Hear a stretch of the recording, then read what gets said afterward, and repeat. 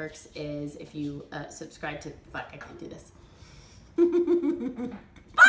All right. Once more. Okay.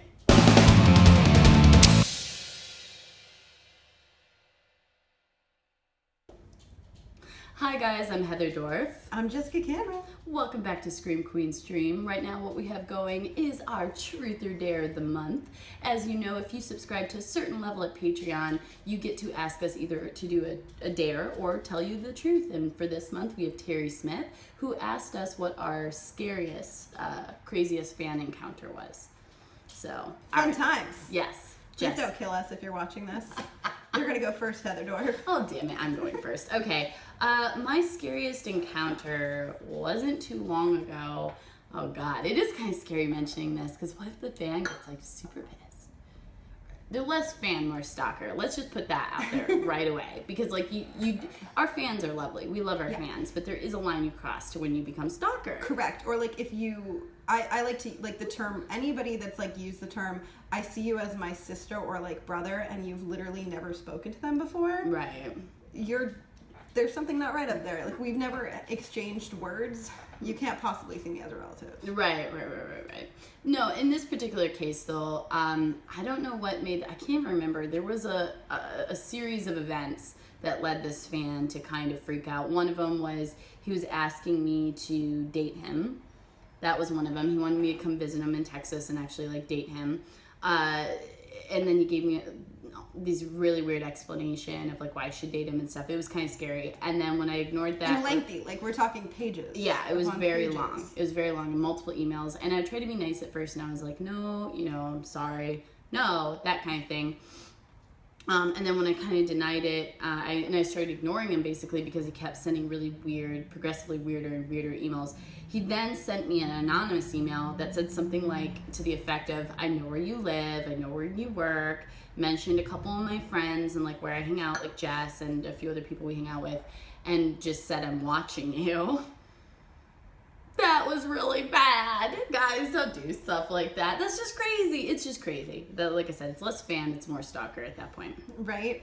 Mine goes back to, and again, it's like a fine line to, is it a fan story or not, but I'm going to count it as one because I don't know what else to classify it as. But it was one of my very first horror conventions ever. And it was like a first time in the middle of nowhere one. And three of the guests, none of which are really like real horror convention guests, you know what I mean? Like they're people that are like super excited to be at a horror convention, but they don't do this for like a living.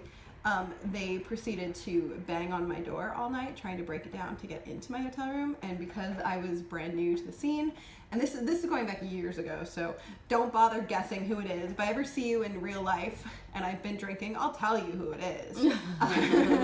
But they're not like people you'd know. It's not like it's like somebody who does horror conventions. You're not going to guess it because again, this is, it was a first time really shitty horror convention in the middle of nowhere that failed and bombed. I think 12 people showed up. But that being said, they proceeded to bang on the door all night. As I was like calling my friends at the time, crying on the phone in like the corner of the hotel room, being like, I don't know what to do. If I call the hotel security or if I call the police, three people who technically have tables in some capacity, who I've known before and who were fans of my work before and like wanted to work with me. When I didn't reciprocate their advances earlier in the night, that's what happened. They proceeded to just try to attack on my door. And this went on for hours into the night, to the point where I didn't, like, if I wanted to leave, I was like, I'm just gonna fucking leave. I'd driven here, it was like a 12-hour drive or something ridiculous, from where I was living in Ohio at the time, and I was like, I just want to go, let me just drive away, but I didn't feel safe leaving my hotel room, so I literally didn't know what to do, and in my mind, I was like, well, if I call hotel security, they're gonna call the police, and then the police are going to arrest three people who are associated with the convention. I didn't know them, and I didn't know the scene enough to realize that they weren't important. Sure. So I didn't want to potentially burn a bridge by not doing that. By the way, that's the wrong thought process. If anybody is doing anything like that, you fucking call the cops. That's what you do. It doesn't matter. And this went on for hours, and one of them is a really, really big guy. Literally, you could see the door shaking when they were banging on it, and it literally went on until the wee hours of the fucking morning. Because it was like a completely empty convention, there was like not a lot of people in the hotel, which is I think the only reason why other people didn't notice, because I kept waiting for somebody else to hear the banging. Yeah, because they were fucking going at it. But I think it was a huge hotel, and again, it was a horror convention that failed miserably, so there was really not a lot of people in it, which is the only reason why I think that they let it go. But anyway, so that was like my worst story. The next day, it was Sunday. This was Saturday night. I just avoided everyone, went to my table, and then left as soon as possible. And to this day, I will not see or speak to any of the men involved. I consider them to be the worst possible human beings on this planet. And I've since learned that none of them are really in the industry so much as they want to be, and they're kind of just like creepy guys hanging on the fringes. And they started, at least one of them started as like a fan of my work. So that's probably like my worst story. But it could have been, I always think like it could have been worse had they gotten in the door. Yeah. Or like had I tried. Because I did think, I was like, do I try to leave? And it was my friend who was like, no. Even if they stop banging, you don't know if they're like down the hall. And they would, like, they weren't banging on the door for hours on end. They'd like come bang on the door for like 15, 20 minutes and leave, go do whatever, probably drink or do whatever, right, and then come back and bang on the door. But this went on throughout most of the night. So I never knew really where they were coming or not. And they were like yelling really lewd, really inappropriate things through the door, things that they were going to do to me. Really vulgar, really nasty stuff. So in hindsight, should have just called security and called the cops. So if this ever happens to you, please don't do what I did. Do the more responsible thing and fuck what anybody says could be the repercussion. Because I do think that people like that need to be put in their place. Like I said, this was at the very start of my career and I didn't know any better. So you live and learn. Now I'd like to see them fucking try that. Because I would never fucking put up with that shit. Luckily, I've not seen them at conventions since. So.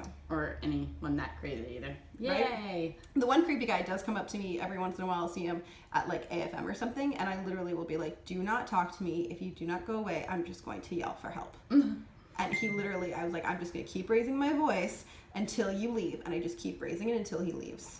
Jeez. And when people like, so the last time, it was a couple of years ago, people at AFM came up, they're like, are you okay? I was like, no, that is a horrible man who stalked me at a hotel, tried to break down my door, and I am not okay if he's anywhere near me. And everyone's like, oh my God, yeah, I know, he's horribly creepy. I was like, yeah, right?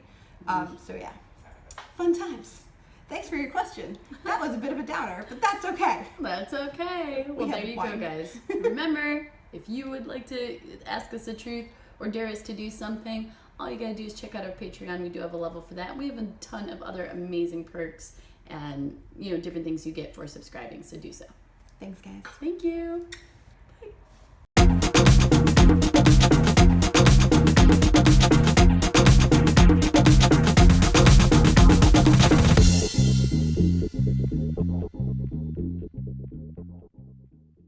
Thank you so much for checking out Scream Queen Stream. We hope you loved it as much as we do. If you want to see more of our videos, check out our YouTube page. And while you're there, how about you subscribe? You want to see more? Just tweet us. Find us on Facebook. Join in on the fun.